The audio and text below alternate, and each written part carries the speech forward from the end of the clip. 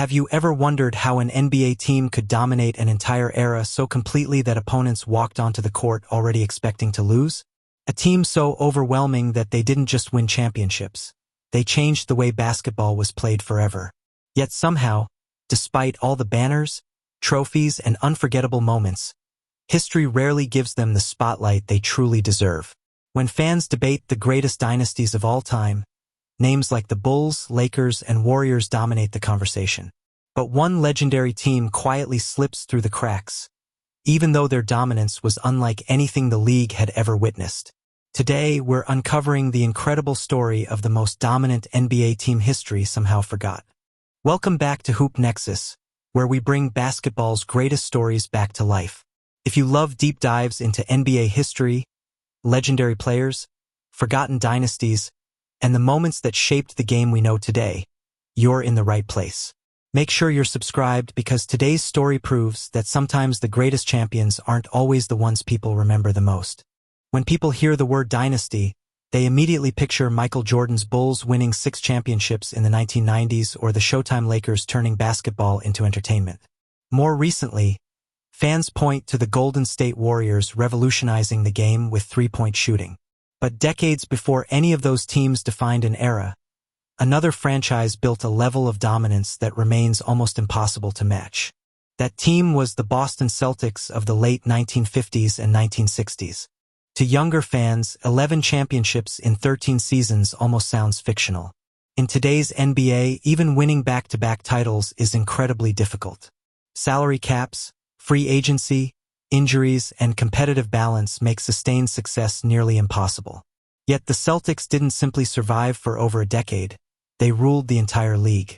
The foundation of that dynasty wasn't built overnight. It started with one of the greatest architects basketball has ever seen, Red Auerbach. While other executives focused only on acquiring talented scorers, Auerbach understood something revolutionary. Championships were built through defense, teamwork, conditioning, and unselfish basketball. He also believed in something many organizations ignored during that era, evaluating players based on talent rather than background. His willingness to build diverse rosters helped reshape not only basketball but professional sports as a whole. Then came the player who would become the heart of the franchise. Bill Russell wasn't the league's leading scorer. He wasn't known for flashy crossovers or highlight reel dunks. Instead, he mastered the parts of basketball that rarely appeared in newspaper headlines. Shot blocking, defensive positioning, rebounding, leadership, communication, winning. Russell changed the definition of greatness. Opposing teams would spend entire games trying to attack the basket, only to find Russell waiting. Even when he didn't block a shot, he altered it. Players hesitated. Guards changed direction mid-air. Centers rushed easy layups. Simply knowing Russell was near the rim forced opponents into mistakes before the play even happened. But his impact extended far beyond defense. Russell understood that every rebound could instantly become an offensive opportunity. Instead of simply securing the ball, he threw precise outlet passes that launched devastating fast breaks. While most teams slowly walked the ball up the court, Boston was already racing toward another easy basket. This relentless pace exhausted opponents physically and mentally. Then there was Bob Cousy, the brilliant floor general who transformed the point guard position. At a time when flashy passing was considered risky, Cousy made creativity look effortless. No-look passes, behind-the-back assists, impossible angles. He turned basketball into art while maintaining complete control of the offense. As the years passed, stars like John Havlicek, Sam Jones, Tom Heinsohn, K.C. Jones, and countless elite role players continued strengthening the dynasty. Unlike many modern superteams built around individual fame, these Celtics accepted clearly defined roles. Every player understood that sacrificing personal statistics increased their chances of winning another championship. That mindset became their greatest weapon. Night after night, they overwhelmed opponents with discipline instead of ego. The numbers remain astonishing. Between 1957 and 1969, Boston captured 11 NBA championships. During several seasons, reaching the finals almost felt inevitable. Franchises spent years trying to build rosters capable of defeating them, only to watch the Celtics celebrate once again. Even more impressive was their consistency under pressure. Game 7 wasn't something Boston feared. It was where they thrived. Bill Russell played in 10 winner-take-all Game 7s during his career and won every single one. That level of composure under the brightest lights may never be matched again. While other teams crumbled under championship pressure, the Celtics became stronger when everything was on the line. Their confidence wasn't arrogance. It came from preparation. Every practice was competitive. Every possession mattered. Every player held one another accountable.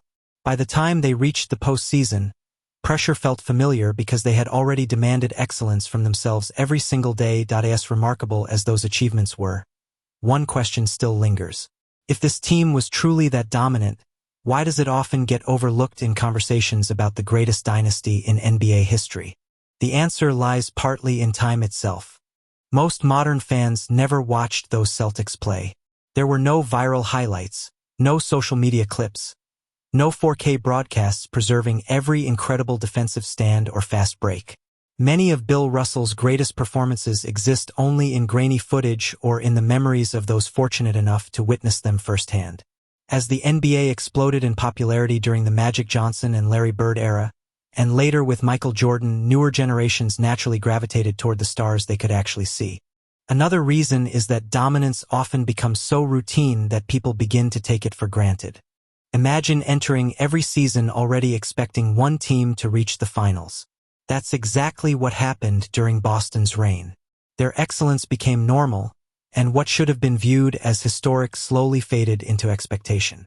Ironically, their sustained greatness made it easier for history to overlook just how extraordinary they really were. Of course, critics point out that the NBA had fewer teams during the 1960s, arguing that winning championships was easier. But that argument ignores an important reality. Every era has its own challenges. Today's players deal with salary caps, global competition, and free agency. Back then, there were fewer playoff rounds, but every roster was packed with elite talent because the league's best players were concentrated among a smaller number of franchises.